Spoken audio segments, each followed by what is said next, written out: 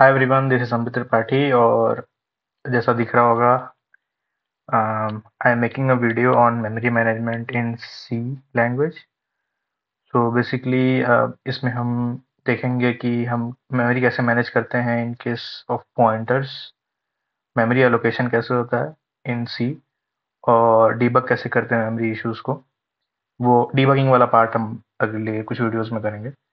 But इस वाले video में हम कवर करेंगे बेसिकली मेमोरी कैसे हम एलोकेट करते हैं किसी प्रोग्राम में। और बेसिकली दो तरह की मेमोरी होती है, एक स्टैक मेमोरी होती है और एक हीप मेमोरी होती है। और वो कैसे वर्क करती है उसके बारे में देखेंगे। ठीक, तो पहले मैं दिखाना चाहूँगा कि कैसे हम बेसिकली जो हम प्रोग्राम लिखते हैं वो कंप्यूटर को कैसे वो हमारे कंप्यूटेशन के टाइम पे वो किस तरह से दिखता है उसको, वो एक बार हम समझने का ट्राई करेंगे। तो जैसे मान लीजिए हमने कोई कोड लिख दिया, तो वो कोड को एज अ हमने कोड ऐसे लैंग्वेज में लिखा है जो हमें समझ में आता है। बट कंपाइलेशन के टाइम पे कंपाइलर हमारे लिखे हुए कोड को इंस्ट्रक्शंस में कन्वर्ट करता है। तो हमारा कोड बेसिकली जो हमारा डॉट सी फाइल या डॉट सीपीपी फाइल रन होने के बाद जो डॉट ई बनती है, वो कोड इंस्ट्रक्शंस होते हैं जो कि कंप्यूटर एग्जीक्यूट करता है एट रन टाइम। तो किस तरीके से स्टैक और हीप मेमोरी सब स्टोर्ड होता है वो सब हम देखेंगे इसमें। तो मैं एक बार दिखाता हूँ कि किस तरीके से हम मतलब ये बेसिकली ये मेमोरी वाला हिस्सा जो है कंप्यूटर ये स्टोर कैसे करता है। तो इसमें हम मान के चलेंगे कि ये लोअर मेमोरी एंड है। मतलब यहाँ पे हम मतलब ये ऐसे 0 0 से स्टार्ट हो रहा है। ये एकदम लोअर मेमोरी एंड है, हम बोल सकते हैं कि मेमोरी का स्टार्ट है। इसके बाद आता है हमारा कोड, जो कि मशीन इंस्ट्रक्शंस है। बेसिकली हमने जो कोड लिखा होगा वो in the form of machine instructions, writing पे मत जाना, स्टोर्ड होगा यहाँ पे। इसके बाद अब क्या आएगा यहाँ पे, क्योंकि कोड इंस्ट्रक्शंस हमारे स्टोर्ड हो गए हैं यहाँ पे मशीन इंस्ट्रक्शंस। अब इसके बाद आएगा हमारा डेटा सेगमेंट। डेटा सेगमेंट हम नेक्स्ट कुछ वीडियोस में कवर करेंगे कि डेटा सेगमेंट क्या होता है। पर डेटा सेगमेंट ऐसा समझ लो कि कुछ वेरिएबल्स हैं और कुछ फंक्शंस हैं। फंक्शंस मोस्टली नहीं, बट मोस्टली वेरिएबल्स हम स्टोर करते हैं डेटा सेगमेंट में। बट कभी कभी हम कुछ वेरिएबल्स डेटा सेगमेंट में स्टोर नहीं करते हैं। वो हम कब कब डेटा सेगमेंट में स्टोर करेंगे कब नहीं करेंगे वो हम कुछ वीडियोस में समझेंगे। बट अभी के लिए यहाँ पे आएगा डेटा सेगमेंट। डेटा सेगमेंट में स्टोर होगा हमारा ग्लोबल और static variables.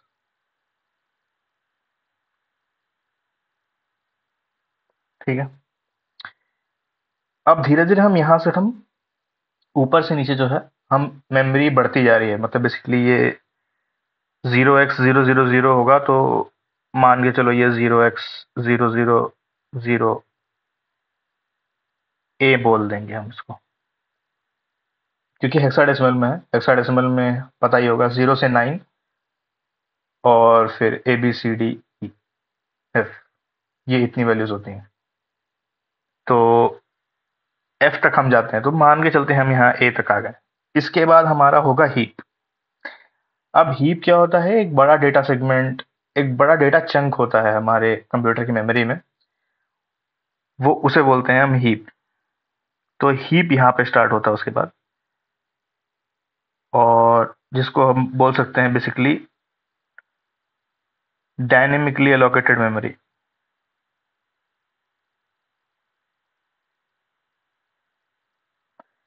Dynamically allocated memory हमारी यहाँ पे स्टोर हो गई। अब ये बेसिकली खाली जगह है, इसमें कुछ भी नहीं है। हमने जब कोड लिख दिया है, अगर हमारा कोड हमने कंपाइल कर दिया है तो कोड टेक्स्ट वाला पार्ट में कुछ ना कुछ तो आ गया होगा। यहाँ पे मशीन इंस्ट्रक्शंस लिखे होंगे। अगर हमारे पास कोई ग्लोबल या स्टैटिक वेरिएबल है तो डेटा सेगमेंट वाला पार्ट होगा, नहीं तो वो भी नहीं होगा। हीप वाला पार्ट बेसिकली एक मेमोरी सेगमेंट है जो कि खाली है। कंप्यूटर ने रखा है कि अगर डायनेमिकली अगर मेमोरी की जरूरत पड़ती है यूजर को, तो हम हीप से मेमोरी उसको दे देंगे।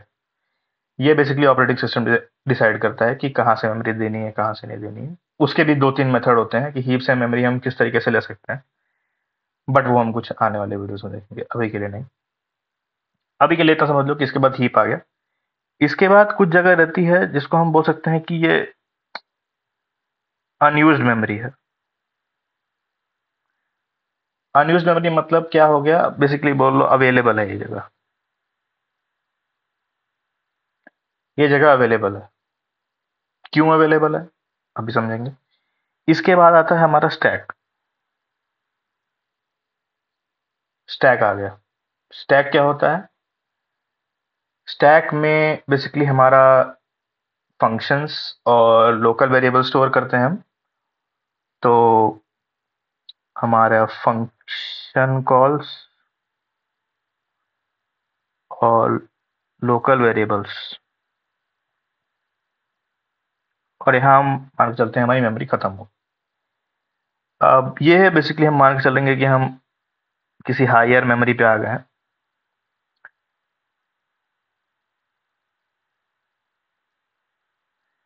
और ये मान के चलते हैं 0xFFF, हम मेमोरी के एंड पे रीच हो गए, ऐसा हम मान के चलते हैं।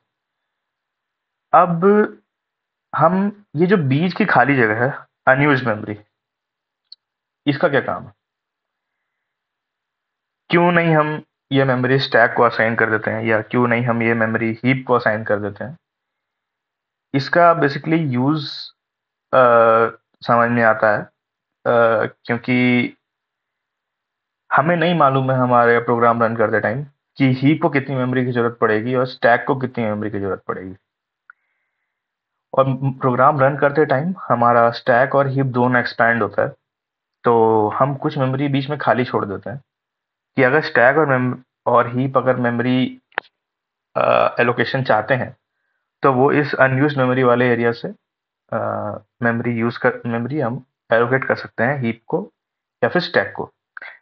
अब हीप में हम देख रहे हैं कि डायनेमिकली मेमोरी एलोकेट होगी और स्टैक में फंक्शन कॉल्स और लोकल वेरिएबल्स आ जाएंगे। अब हम आगे बढ़ेंगे इसमें कि कोड सेगमेंट क्या हो गया, बेसिकली हमारा कंपाइल्ड मशीन इंस्ट्रक्शंस हो गए, और डेटा सेगमेंट हो गया हमारे ग्लोबल और स्टैटिक वेरिएबल्स, जैसे हमारे यहाँ पे दिख रहा है। डेटा सेगमेंट के बाद आता है हीप। हीप जो कि डायनेमिकली एलोकेटेड मेमोरी है, और जो कि किस तरफ बढ़ेगी, अगर मान लो हीप में मेमोरी बढ़ती गई और हीप की जगह भर गई, बाद में अगर हमें और भी डायनेमिकली एलोकेटेड मेमोरी चाहिए, तो हम कहाँ जाएंगे? तो ये हीप जो है वो इधर आगे बढ़ेगा, इस तरफ। ये इस तरफ ग्रो होता है अनयूज्ड मेमोरी को यूज करने के लिए, ठीक। स्टैक क्या हो गया? स्टैक हमारे लोकल फंक्शन वेरिएबल्स को और फंक्शन कॉल्स को स्टोर करता है। तो और स्टैक अगर बढ़ेगा, तो स्टैक किधर बढ़ेगा? स्टैक ऊपर बढ़ेगा, ठीक है।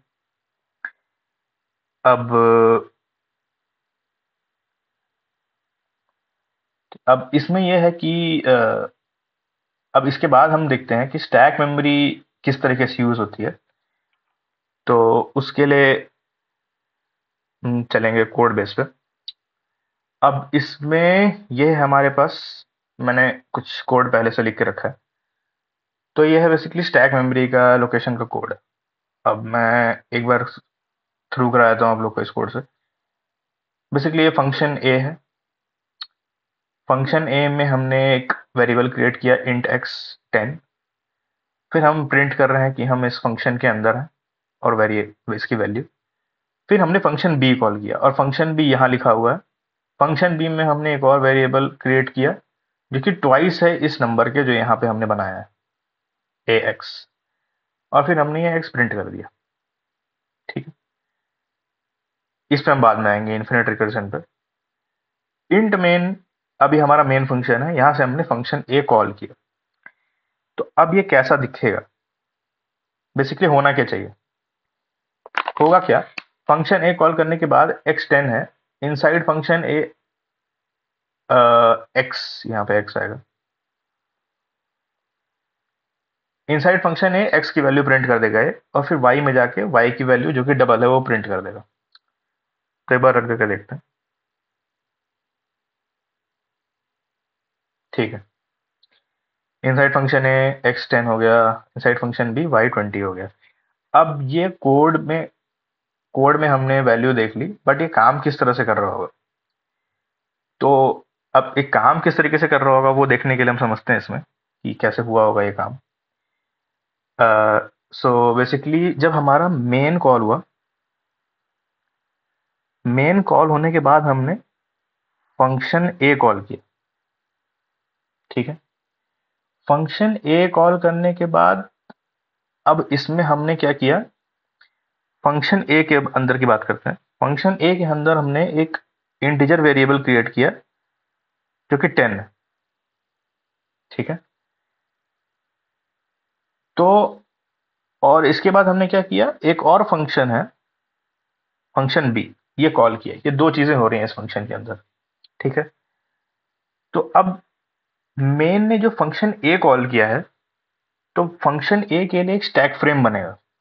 स्टैक फ्रेम क्या होता है, बेसिकली जो स्टैक मेमोरी हमने बोला था, स्टैक मेमोरी में हमारे लोकल वेरिएबल्स और लोकल फंक्शन कॉल्स वहां पे स्टोर होते हैं।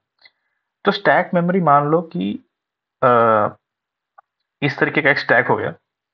ठीक है, इस तरह का एक स्टैक हो गया, और इस स्टैक में लोकल फंक्शन कॉल्स और लोकल वेरिएबल स्टोर होंगे। तो अब हम मान सकते हैं कि ये जो इतना काम है हमारा, ये इसमें स्टोर हो जाएगा। ठीक है, तो अब मान के चलते हैं इसमें स्टोर होगा x इक्वल 10 और फंक्शन ए, ये हमने स्टोर कर लिया। अब फंक्शन ए तो के बाद हमारा कॉल जाएगा फंक्शन बी को। फंक्शन बी क्या करता है, फंक्शन बी बनाता है एक इंट वाई जो कि है twice of x.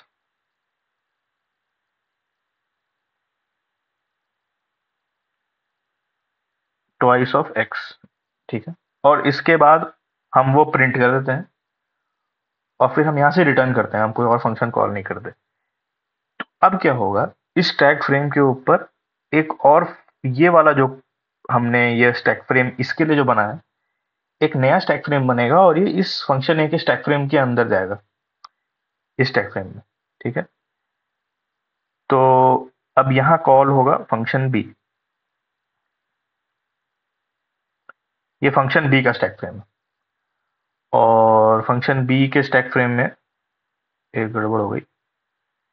Function B के स्टैक फ्रेम में हमारे पास वाई वाई स्टोर होगा, जो भी ये वैल्यू 20 आएगी। और हमारा ये हो गया फंक्शन, हमने कोई फंक्शन कॉल नहीं किया है यहाँ पे, तो कोई फंक्शन स्टोर नहीं होगा। तो बेसिकली यहाँ पे ये फंक्शन बी होगा। ठीक है, तो ये हो गया फंक्शन ए का स्टैक फ्रेम,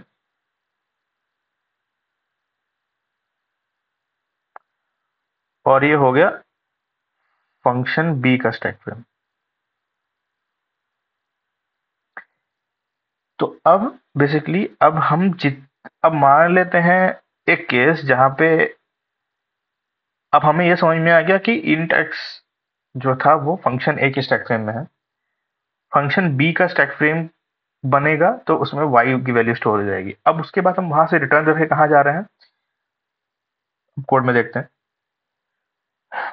तो फंक्शन बी में हमने वाई क्रिएट किया, प्रिंट कर दिया। उसके बाद हम वापस चले गए कहाँ पे, फंक्शन ए में। फंक्शन ए में हम वापस गए, ये हमें कैसे मालूम, हमें तो कोड में दिख रहा है, कंप्यूटर को कैसे मालूम। कंप्यूटर को इस तरह से मालूम है क्योंकि उसने ये एक स्टैक फ्रेम में स्टोर कर रखा है, जो कि वर्क करता है on a LIFO model. LIFO, LIFO मतलब हो गया last in first out. Last in first out, last in first out मतलब अब जो फंक्शन हमने बी का कॉल किया था, फंक्शन बी का स्टैक फ्रेम, जैसे ही फंक्शन बी के सारे इंस्ट्रक्शंस खत्म हो गए, फंक्शन बी जो है वो स्टैक फ्रेम से हट जाएगा। तो ये स्टैक फ्रेम से हट गया। ये हट जाएगा। अब हम वापस आ गए फंक्शन ए पे, और फंक्शन ए में अब क्या बचा हुआ है? फंक्शन ए में भी अब कुछ भी नहीं बचा हुआ है, क्योंकि फंक्शन बी के बाद हमारे पास हमने कोई इंस्ट्रक्शन दिया नहीं था। फंक्शन बी का भी स्टैक फ्रेम खत्म हो जाएगा। अब इसका मतलब यहाँ पे एक चीज और ध्यान देते हैं हम, फंक्शन ए और बी का जब स्टैक फ्रेम खत्म हो रहा है, तो उसका मतलब ये है कि साथ ही साथ जो वेरिएबल्स क्रिएट हुए थे, इंट एक्स और इंट वाई, वो भी यहाँ पे बोल सकते हैं हम कि वो स्टैक फ्रेम हटने के साथ वो भी चले गए। तो बेसिकली यहाँ मेमोरी मैनेजमेंट हमें नहीं करना, ये स्टैटिक मेमोरी मैनेजमेंट जो है वो अपने आप हो रहा है खुद से। तो जो मेमोरी एलोकेट हुई थी एक्स और वाई को, वो उनके स्टैक फ्रेम हटने के साथ खुद ही चली गई। ठीक है। अब यहाँ एक इशू ये आता है, जो इन्फिनिट रिकर्जन का फंक्शन लिखा है। इन्फिनिट रिकर्जन के फंक्शन में प्रॉब्लम क्या है कि हम यहाँ देख सकते हैं, जो इन्फिनिट रिकर्जन कोड देखो, उसमें जो एरे हम बना रहे हैं वो अराउंड 10,000 एलिमेंट्स हैं उसमें। तो यानी कि बहुत बड़ा एक लोकल वेरिएबल हमने स्टोर किया उसके अंदर, और साथ ही साथ हम उसी फंक्शन को वापस कॉल कर। ठीक है। तो बेसिकली उसका स्टैक फ्रेम क्या हो रहा है, उसके स्टैक फ्रेम में बार बार हम एक एरे बना रहे हैं 10,000 का, और फिर हम वापस एक एरे बना रहे हैं 10,000 का। फिर हम ये काम करते जा रहे हैं, करते जा रहे हैं, करते जा रहे हैं, करते जा रहे हैं, करते ही जा रहे हैं, क्योंकि हमने कोई एंड पॉइंट नहीं लगाया हुआ। तो ये काम होता ही रहेगा लगातार। अब इससे क्या होगा, जो हमने फर्स्ट देखा था, ये वाला जो डायग्राम है, अब इसमें स्टैक के फंक्शन कॉल्स हो रहे हैं और लोकल वेरिएबल्स ऐड हो रहे हैं। ठीक है। तो ये ग्रो होता जाएगा, और ग्रो होने के साथ साथ क्या होगा, ये अनयूज्ड मेमोरी को यूज करेगा, क्योंकि कुछ समय के बाद स्टैक की मेमोरी खत्म हो जाएगी, और अनयूज्ड मेमोरी के बाद ये घुस जाएगा हीप मेमोरी में। अब यहाँ पे हमने हीप में कुछ असाइन नहीं किया हुआ, बट यूजुअली कुछ ना कुछ असाइंड होता है मेमोरी में वहां पे, और ऐसा ना हो कि हमारा स्टैक हीप में जाके कुछ राइट कर दे वहां पे, जिससे मेमोरी करप्शन हो सकता है बेसिकली। तो मेमोरी करप्शन से रोकने के लिए जैसे ही स्टैक फ्रेम यहाँ पे हमारा हीप मेमोरी में घुसना शुरू हो जाएगा, तो हम बोल देंगे क्या, कि ये हो गया स्टैक ओवरफ्लो। तो एक यहाँ पे स्टैक ओवरफ्लो का एरर आ जाएगा, और ये कोड रन नहीं होगा। ठीक है। तो ये वाला जो कोड है, अगर यहाँ पे अगर मैं इसको कमेंट आउट कर दूं और ये रन करते हैं,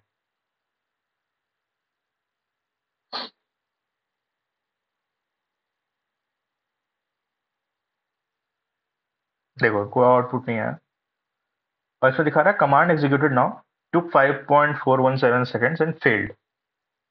ठीक है।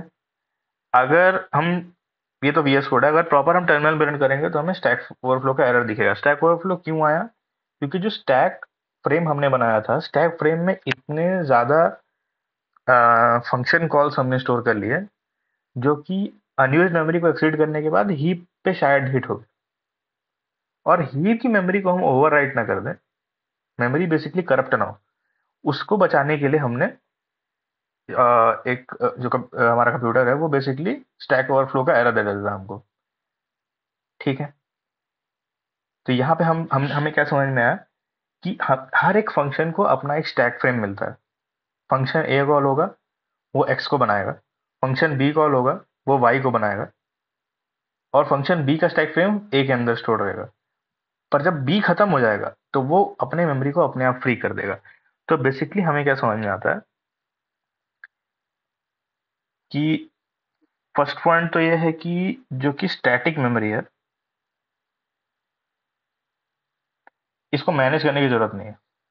ठीक है। अगर कोई मेमोरी हमने स्टैटिकली क्रिएट की है, वो अपने आप फ्री हो जाएगी जैसे ही उसका फंक्शन रिटर्न होगा। अब अगर मान लो हमने यहाँ पे कोई फंक्शन कॉल नहीं की होती और हमने मेन में ही अगर एक इंट क्रिएट किया होता, या कोई डबल, या कोई हमने वेरिएबल क्रिएट किया होता इंट मेन के अंदर, इंट मेन फंक्शन के अंदर ही, तो वो अपने आप फ्री हो जाता।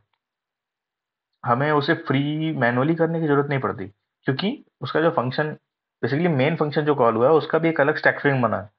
उस स्टैक फ्रेम के अंदर वो फंक्शन के स्टैक फ्रेम के अंदर वो वेरिएबल स्टोर्ड होगा।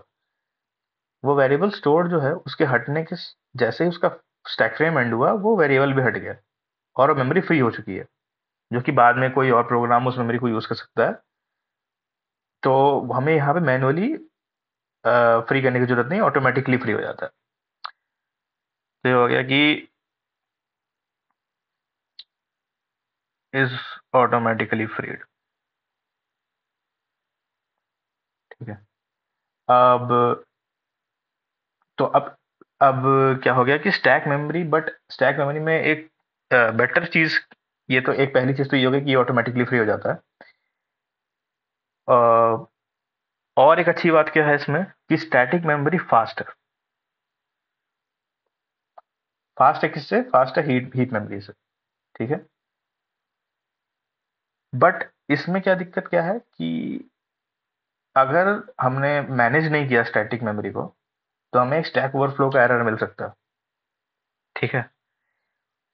और दूसरी एक प्रॉब्लम क्या है कि स्टैटिक मेमोरी क्रिएट करने से हमने साइज लिमिट कर देते हैं। जैसे कि हमने यहाँ कोड में देखा, जो हमने इन्फिनिट रिकर्जन के अंदर जो एरर डिफाइन किया है उसका लेंथ 10,000 है। ठीक है। तो कंपाइल टाइम पे भी 10,000 है और रन टाइम पे भी 10,000 है। अब इसका मेमोरी हम चेंज नहीं कर सकते। चेंज नहीं कर सकते मतलब क्या? मतलब अगर मान लो मैं यहाँ पे इसको 10,000 को 1,000 कर देता हूँ तो मेमोरी चेंज हो गई। बट ये कब होगा? फिर जब कंपाइल होगा, कंपाइलेशन के बाद जो डेटा सेगमेंट बने थे, मैंने बताया था कि डेटा सेगमेंट में हमने डेटा सेगमेंट में ग्लोबल और स्टैटिक वेरिएबल स्टोर किए थे, तो वहां पे नहीं, बट ये जो हमारा स्टैक फ्रेम बनेगा वो स्टैक फ्रेम वापस बनेगा और कोड इंस्ट्रक्शंस में फिर स्टोर होगा कि ये मेमोरी में कितने वेरिएबल्स हैं। बट अगर हमें रन टाइम पे अगर मेमोरी चेंज करनी है, बेसिकली हमें चाहिए कि कोड रन करते करते हमने कुछ ऐसे इंस्ट्रक्शंस लिखे हैं जहां हमें पता चलता है कि भाई हमें तो ज़्यादा मेमोरी की ज़रूरत है यहाँ पे। तो हम क्या करेंगे? तो वहां पे आता है dynamic memory allocation. Dynamic memory allocation करने के लिए हम हीप का इस्तेमाल करते हैं, जो कि ये हमें दिख रहा है, ये हीप जो कि ये अनयूज्ड मेमोरी के ऊपर आता है। और हीप ग्रो किधर करता है? हीप ग्रो करता है हायर मेमोरी की तरफ। बेसिकली ये अनयूज्ड मेमोरी को यूज करते हुए स्टैक की तरफ बढ़ेगा। ठीक है। अब हमें यहाँ भी ये भी ध्यान देना है कि ऐसा ना हो कि हम हीप बढ़ाते बढ़ाते स्टैक की तरफ चले जाएं और स्टैक को ओवरराइट कर दें। ऐसी सिचुएशन कभी कभी आती है, बट उस सिचुएशन में भी एरर आता है। पर पहले हम समझते हैं हीप यूज कैसे होता है। ठीक। तो हीप यूज करने के लिए हमारे पास, अगर हमें डायनेमिकली मेमोरी क्रिएट करनी है, तो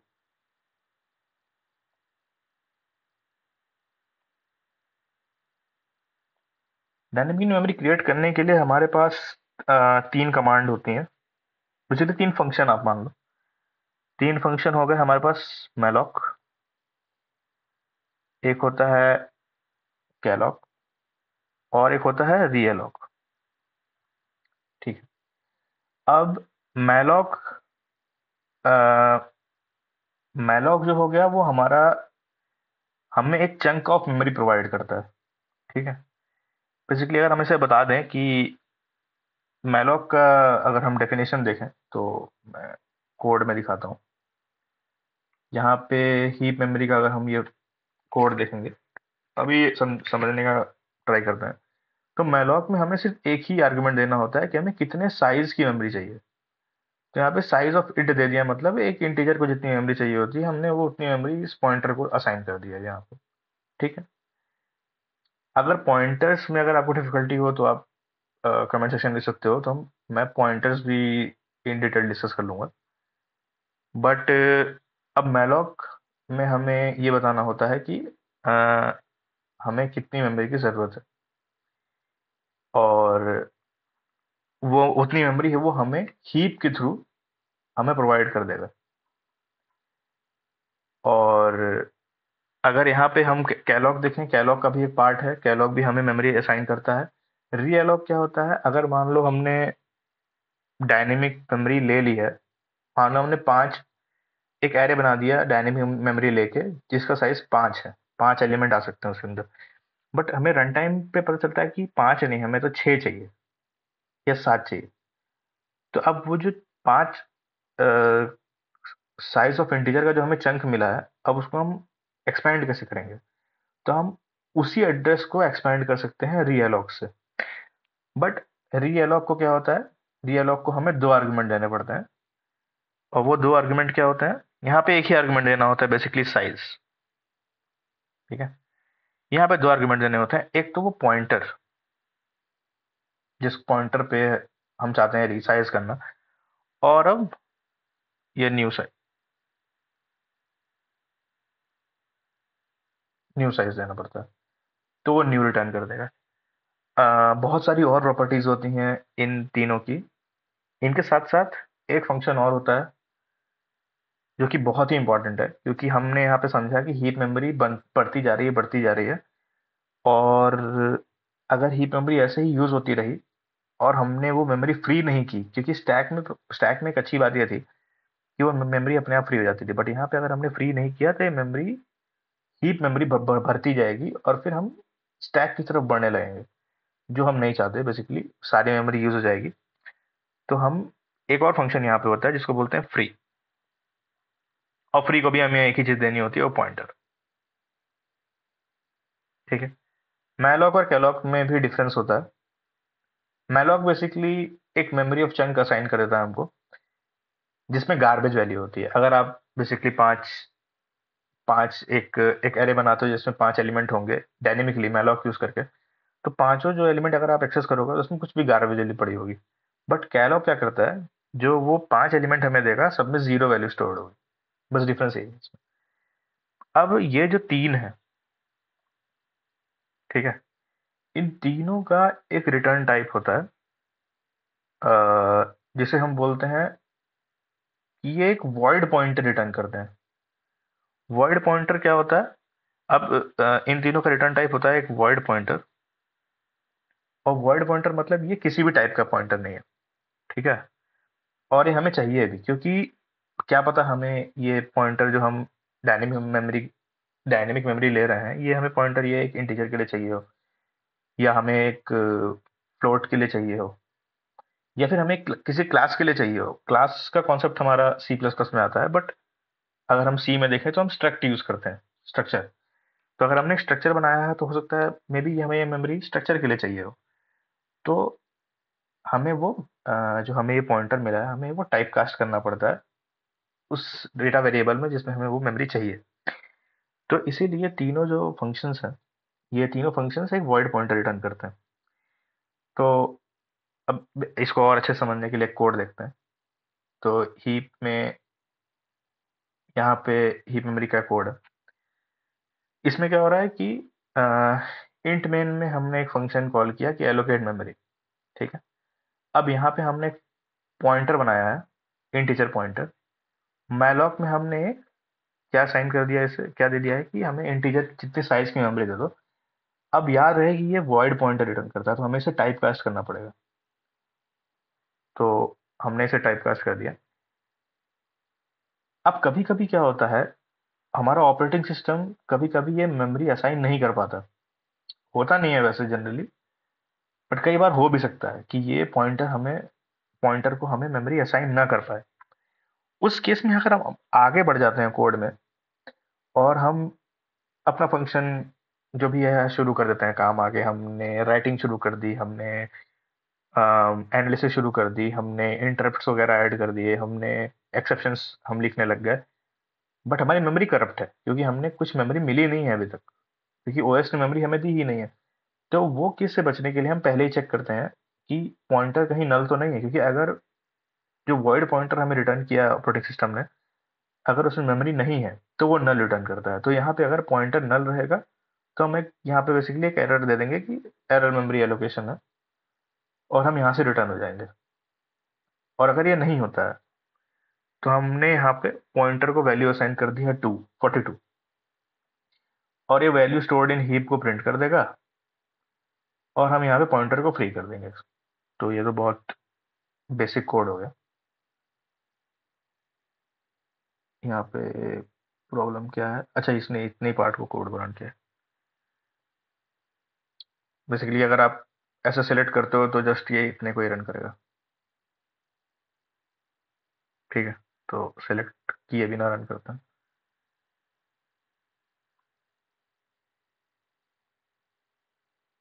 ठीक है, अब इसने दे दिया कि वैल्यू स्टोर्ड इन हीप। तो अब हुआ क्या होगा, जब इसने यहाँ पे ये पॉइंटर बनाया ना, तो ये पॉइंटर जो है वो, हमारे पास क्या था पहले, हमारे पास कोड इंस्ट्रक्शंस थे, उसके बाद हमारे पास था डेटा सेगमेंट, डेटा सेगमेंट के बाद था हमारा हीप। हीप में इस पॉइंटर के लिए इंट के साइज की एक मेमोरी असाइन हो गई होगी, जो कि जिसमें हमने 42 फिट कर दिया। ठीक है, 42 फिट करने के बाद हमने वो जो भी करना था प्रिंट वगैरह कर दिया, और बाद में हमने मेमोरी फ्री कर दी। फ्री करने का मतलब, हमने वो ऑपरेटिंग सिस्टम से वो मेमोरी ली थी, और हमने वो ऑपरेटिंग सिस्टम को मेमोरी वापस कर दी। ठीक है, क्या यूज किया हमने? मैलॉक। ठीक है, अब यहाँ पे केस एक क्या हो सकता है कि अगर मान लो, जैसे मान लो अगर ये हीप मेमोरी है जो कि बहुत सारे चंक्स में डिवाइडेड है, और हमने क्या किया, बहुत सारी हीप में हमने मेमोरी ले ली है डायनेमिकली, और हमने कुछ ना कुछ वैल्यू भरते गए भरते गए भरते गए भरते गए भरते गए, फ्री नहीं कर रहे हम, फ्री कहीं नहीं कर रहे, भरते गए, तो अब क्या होगा, मेमोरी लीक हो जाएगी। क्या होगा कि मेमोरी लीक नहीं होगी, बेसिकली हीप हमारा भर जाएगा। मेमोरी लीक दूसरा कॉन्सेप्ट है। यहाँ पे हीप हीप हमारा भर जाएगा, और ये अनयूज्ड मेमोरी को भी यूज कर लेगा, और स्टैक के अंदर भी ये एंटर करने का ट्राई करेगा, क्योंकि हमने देखा था हीप जो है वो हमारा अपवर्ड ग्रो कर रहा है, बेसिकली हायर मेमोरी की तरफ। तो इससे बचने के लिए हम हमेशा ध्यान देते हैं कि हम मेमोरी को फ्री करें। ठीक है, मेमोरी को फ्री करने के लिए हम ये चीज़ देखेंगे कि हमारा ये फ्री वाला फंक्शन हमने कॉल किया हो, बेसिकली हमने मेमोरी वापस सिस्टम को दे दी है। तो हमारा मेमोरी लीक, फ्री की वजह से हमारा मेमोरी लीक बच गया। और हमें ये ध्यान देना पड़ेगा कि जो मैलॉक है, मैलॉक हमेशा एक वॉइड पॉइंटर रिटर्न करता है, और अगर मेमोरी नहीं मिली तो वो एक नल पॉइंटर रिटर्न करता है, जिसका मतलब है कि मेमोरी एलोकेशन फेलियर हो गया। तो हीप मेमोरी में हमने क्या समझा कि हीप मेमोरी हमेशा मैन्युअली एलोकेट करनी पड़ेगी, और मैन्युअली फ्री भी करनी पड़ेगी। तो अगर आप भूल गए ये फ्री करना, तो ये एक मेमोरी लीक भी बन सकती है। और मेमोरी लीक का एक नुकसान क्या है कि जैसे जैसे मेमोरी लीक बढ़ती जाएगी, कि हमने हीप में मेमोरी हम देते जा रहे हैं और हम उसे डिलीट नहीं कर रहे, इससे हमारा प्रोग्राम जो है वो धीरे धीरे स्लो होते जाता है समय के साथ साथ, क्योंकि हम हीप मेमोरी बढ़ाते जा रहे हैं, मेमोरी खाली बची नहीं है सिस्टम के पास। तो वो प्रोग्राम धीरे धीरे स्लो हो जाएगा। यहाँ पे जो हमने कोड हम देख रहे हैं ये बहुत छोटा कोड है, तो इसमें बेसिकली हमें रन टाइम का इतना कोई डिफरेंस नहीं दिखेगा। पर बहुत बड़े बड़े कोड बेस होते हैं जहाँ पे मेमोरी लीक्स बहुत ज़्यादा ही इफेक्ट डालते हैं कोड के परफॉर्मेंस के ऊपर। तो क्वालिटी जो है हमारे कोड की वो गिर जाती है। तो मेमोरी लीक से बचने के लिए हमेशा ध्यान देना है कि हम ध्यान दें कि ये मेमोरी हम फ्री करें। बेटर अंडरस्टैंडिंग के लिए एक और कोड देखते हैं। अब इसमें क्या है, हमने यहाँ पे जो मैलॉक से मेमोरी असाइन की थी वो हमने एक इंटीजर को दी थी। यहाँ हम जो मेमोरी असाइन कर रहे हैं वो हम एक स्ट्रक्ट को देंगे, एक स्ट्रक्चर। तो एक मान लो मैंने एक स्ट्रक्चर बना दिया, एक स्टूडेंट है ये, ठीक है। सीपीपी में अगर सी सी प्लस प्लस में अगर आपको देखना, तो यहाँ पे हम क्लास बना सकते हैं जिसमें पब्लिक डेटा मेंबर्स हो सकते हैं। ये जो स्टूडेंट की आईडी हो गई और स्टूडेंट का नेम हो गया। नेम, अब हम मान के चल रहे हैं यहाँ पे कि 20 कैरेक्टर्स हो सकते हैं उस नेम में। ठीक है, अब इंट मेन में हमने एक फंक्शन कॉल कर दिया क्रिएट स्टूडेंट। अब यहाँ पे आपको समझ में आ जाना चाहिए, वापस वो चीज़ याद आनी चाहिए कि क्रिएट स्टूडेंट कॉल होते ही मेन का एक स्टैक फ्रेम बनेगा, और मेक के अंदर एक क्रिएट स्टूडेंट का स्टैक फ्रेम बनेगा। अब इसके बाद क्या होगा, हमने एक स्टूडेंट एस नाम का पॉइंटर बनाया। मैलॉक से स्टूडेंट जितनी ही मेमोरी उससे मांगी, स्टूडेंट जितनी मेमोरी मतलब जितनी मेमोरी ये ले रहे हैं, मतलब एक इंटीजर की जितनी मेमोरी और प्लस 20 कैरेक्टर की मेमोरी। ठीक है, और हम इसे वापस टाइप कास्ट कर देंगे स्टूडेंट पॉइंटर में। ठीक है, क्योंकि हमें एक स्टूडेंट पॉइंटर ही चाहिए। जो कि एक स्ट्रक्चर है, तो हमने इसे टाइप कास्ट कर दिया। ठीक है, इसके बाद हम वापस एक चेक डाल देंगे कि ये नल है कि नहीं, क्योंकि हमें चेक करना है कहीं ऐसा है नहीं मेमोरी मिली नहीं, तो हमने नल चेक कर दिया। अब यहाँ पे हमने ये आईडी, मान लो हमारा फर्स्ट स्टूडेंट है ये, तो हमने आईडी 1 असाइन कर दी। ठीक है, अब इसके बाद हम क्या कर रहे हैं यहाँ पे, ये एस एन प्रिंटफ मतलब ये बेसिकली सेफ प्रिंटिंग के लिए होता है। तो यहाँ पे हम देते हैं कि किस बफर में, बेसिकली जो कैरेक्टर हमें नेम 20 दिया है ना, ये नेम 20 कैसा दिखता है, ये बेसिकली ऐसा 20 बिट होंगे का एक बफर बना दिया इसने। अब इस बफर में आप कुछ भी भर लो। ठीक है, शायद दिखा नहीं होगा। हाँ, तो ये बफर बना दिया हमने। अभी इसमें आप कुछ भी फिट कर सकते हो। तो हम क्या करते हैं इस कोड में कि पहले अ, हम जो इसमें हम जब वैल्यू फिट करेंगे, वैल्यू फिट करने के लिए हम प्रिंटफ भी यूज कर सकते थे, बट एस एन प्रिंटफ एक सेफर मेथड है। इसमें क्या करते हैं, हम पहले हम बफर दे देते हैं कि किस बफर में हमें वैल्यू फिट करनी है, बफर का साइज क्या है। ठीक है, और फिर मान लो स्टूडेंट का नाम है टोनी स्टार्क। ठीक है, अब यहाँ पे वैल्यू आ जाएगी, और वैल्यू क्या आती है, वैल्यू बेसिकली जो ये एस एन प्रिंटफ जो है, प्रिंटफ का हमारा कोई रिटर्न टाइप नहीं होता, बट एस एन प्रिंटफ का रिटर्न टाइप इंटीजर होता है। ये रिटर्न करता है कि जो आपने यहाँ पे भरा है ना इस बफर में, ये इसका लेंथ कितना है। ठीक है, ये है रिटर्न टाइप। अब हम यहाँ पे ये चेक को 1 मिनट के लिए भूल जाते हैं, और हमने यहाँ पे अब आईडी सेट कर दी, नाम सेट कर दिया। अब हम प्रिंट कर देंगे मेमोरी को कि भाई स्टूडेंट आईडी बता दो और नाम बता दो, और हमने मेमोरी फ्री कर दी क्योंकि हमें मेमोरी लीक पसंद नहीं है। ठीक है, प्रिंट हो गया भाई, टोनी स्टार्क नाम है भाई बंदे का, टोनी स्टार्क। अगर मान लो कि ये नाम और भी बड़ा होता, ठीक है, कि इसका नाम हम मान के चलते हैं टोनी स्टार्क एवेंजर्स, अगर ये होता इसका नाम, तो क्या ये फंक्शन ऐसे ही काम करता। ठीक है, एवेंजर्स भी काम कर रहा है। अगर असेंबल भी लिख दें, टोनी स्टार्क एवेंजर्स असेंबल, मान लो ये है बंदे का नाम। अब हम ट्राई करते हैं कि ये काम करता है कि नहीं। ठीक है, अब यहाँ पे नहीं काम कर रहा। इसने बोल दिया भाई 20 लेंथ की बफर थी, तुम जो मुझे नाम दे रहे हो वो 28 है, तो नेम साइज लिमिट एक्सीडेड, और ये काम नहीं कर। ये हमारा जो कोड है बीच में, ये बेसिकली ये काम कर रहा है। तो हम यहाँ पे चेक करते हैं कि अगर जो ये हमने जो इसमें वैल्यू भरी है बफर में, अगर वो बफर के साइज से बड़ी वैल्यू है, तो हम यहाँ पे प्रिंट कर देंगे कि भाई नेम लिमिट इतनी थी, तुमने इतना फिल कर दिया, तो जो है वो नेम एक्सीड हो गया। अब हम ये पॉइंटर जो था अब उसका कोई काम नहीं है, क्योंकि हमने ये जो पॉइंटर बनाया, ये एक कोई गलत स्टूडेंट का नाम हम फिल कर रहे हैं। बेसिकली यहाँ पे हो सकता है कि जो जैसे हमने ये जो स्ट्रिंग हम बेसिकली यहाँ पे हम दे रहे हैं, कभी कभी क्या होता है कि ये स्ट्रिंग जो है वो हम किसी एक्सेल शीट के थ्रू हम भर रहे होंगे यहाँ पे। तो एक्सेल शीट में मान लो अगर ये स्ट्रिंग कुछ करप्ट कुछ लिखा होगा इसके अंदर, तो हो सकता है ये एक्सीड कर जाए इस नेम लिमिट को। तो हम यहाँ पे जो पॉइंटर बनाया उसका कोई काम नहीं है, क्योंकि अब वो जो स्टूडेंट हमने एलोकेट किया था वो कोई स्टूडेंट का कोई जरूरत नहीं है, क्योंकि वो एक इनवैलिड हमने बेसिकली एंट्री कर दिया। तो हम वो मेमोरी को फ्री कर देंगे और यहाँ से रिटर्न कर देंगे। ठीक है, अब इसमें एक चीज ध्यान देने की ये है कि जो क्रिएट स्टूडेंट का जो स्टैक फ्रेम बना है ना, इस स्टैक फ्रेम में ये जो वेरिएबल है, ये स्टैक फ्रेम में नहीं जाएगा। हमने बोला था स्टैक फ्रेम में सिर्फ लोकल वेरिएबल्स जाते हैं, ये हीप में जाएगा। ठीक है, इस स्टैक फ्रेम में कौन सा वेरिएबल जाएगा, इस स्टैक फ्रेम में जाएगा ये वैल वाला जो वेरिएबल है ये इस स्टैक फ्रेम में जाएगा, और बाद में हम इसको रिटर्न कर देंगे आगे।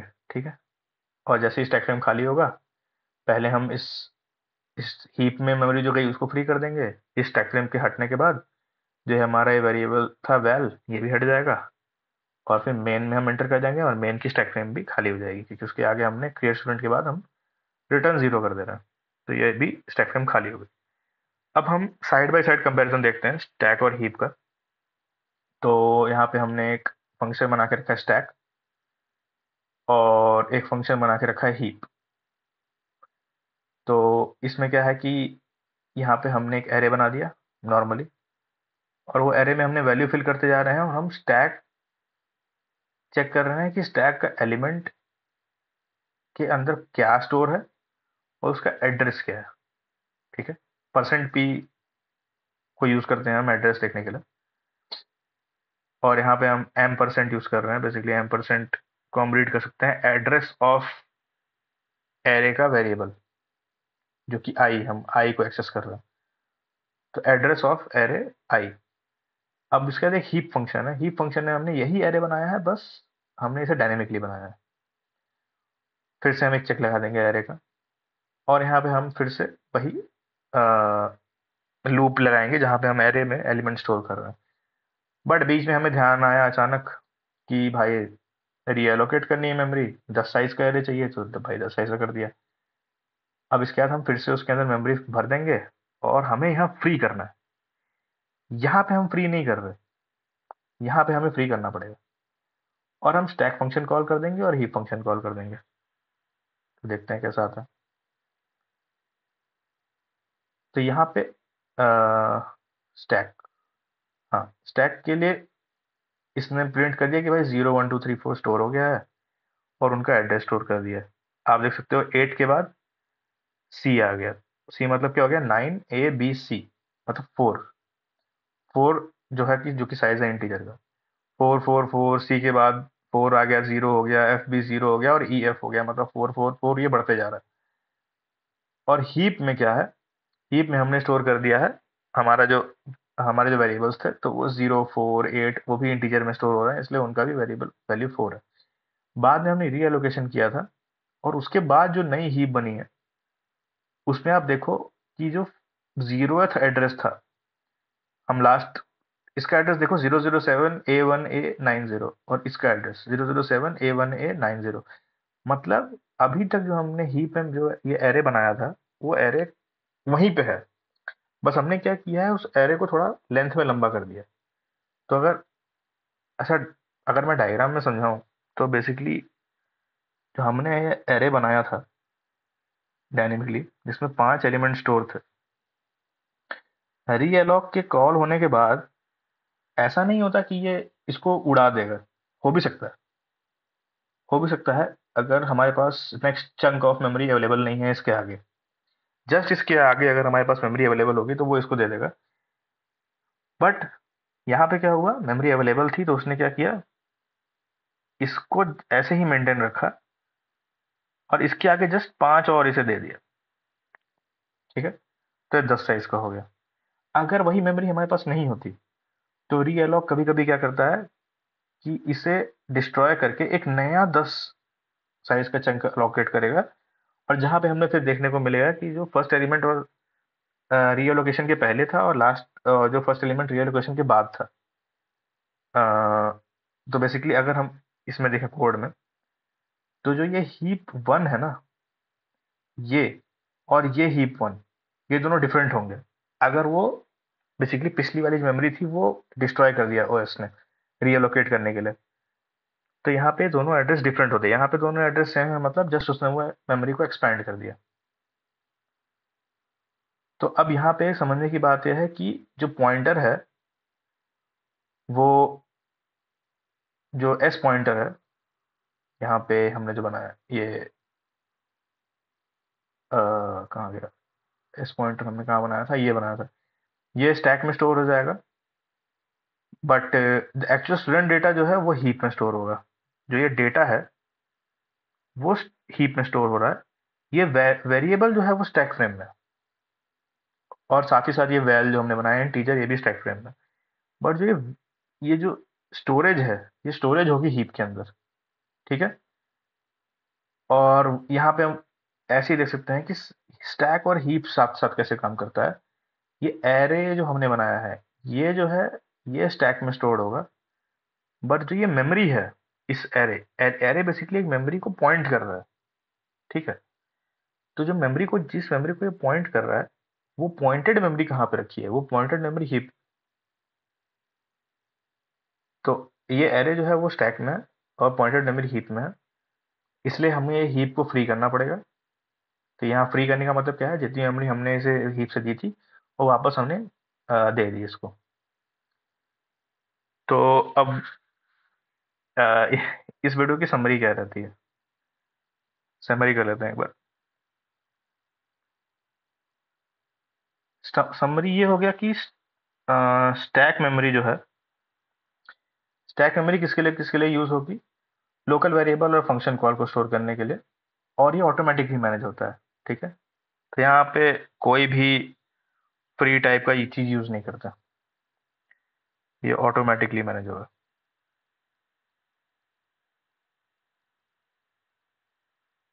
ठीक है, यहाँ पे हमें कोई मेमोरी मैनेजमेंट की जरूरत नहीं पड़ती। पर जो हीप मेमोरी है, हीप मेमोरी जो है वो डायनेमिक मेमोरी है, तो वो हमें मैनेजमेंट जिस बंदे ने वो कोड लिखा है वो उसको मैनेज करना पड़ता है उस मेमोरी को। तो अगर आपने मेमोरी ली है ऑपरेटिंग सिस्टम से, तो आपको मेमोरी वापस भी करनी पड़ती है। ठीक है, तो हमें हीप मेमोरी में ये ध्यान देना पड़ता है कि आप फ्री कर दो भाई मेमोरी को, ये ध्यान देना पड़ता है। नहीं तो क्या होगा, अगर आप फ्री नहीं करोगे तो क्या होगा, तो हो जाएगा मेमोरी लीक। बेसिकली हीप की मेमोरी भर गई है, तो गार्बेज वैल्यू स्टोर हो सकती है हीप के अंदर, ये ध्यान देना पड़ेगा यहाँ। अब दोनों में डिफरेंस क्या है कि स्टैक थोड़ा फास्ट होता है हीप से, बट वो लिमिटेड होता है, रन टाइम पे उसकी मेमोरी हम घटा बढ़ा नहीं सकते, जैसे कि हमने कोड में देखा। बट हीप जो है वो फ्लेक्सिबल होता है, हल्का सा स्लो होता है स्टैक से। बट यहाँ पे हीप में खासियत जो हमें मिलती है, जो हम रन टाइम में मेमोरी घटा बढ़ा सकते हैं, उसके साथ साथ एक प्रॉब्लम भी आती है कि हमें ध्यान में देना पड़ेगा कि हम ये मेमोरी मैनेज भी कर पाएं जो हम मेमोरी ले रहे हैं। बेसिकली जो हमने मेमोरी क्रिएट की है हीप में डायनेमिकली, वो हमें मेमोरी टाइम पे फ्री भी करनी है। ठीक है, ये हो गया बेसिक डिफरेंस। तो वो heap had great powers but it comes with great responsibility. बड़े बड़े कोड बेसिस में जनरली हम बहुत बार हीप का इस्तेमाल करते हैं डायनेमिक मेमोरी एलोकेशन का, सी और सी प्लस प्लस कोड्स में। और वहाँ पे हमें खासकर सी में ध्यान देना पड़ता है कि हम ये मेमोरी फ्री भी करें। सी प्लस प्लस में भी सेम ही चीज़ है, बट यहाँ पे हम सी के लिए खासकर बात कर रहे हैं, तो इसमें हमें ध्यान देना चाहिए कि हम मेमोरी फ्री करें। जो कि स्टैक में जो मेमोरी फ्री हो रही है वो अपने आप फ्री हो जा रही है।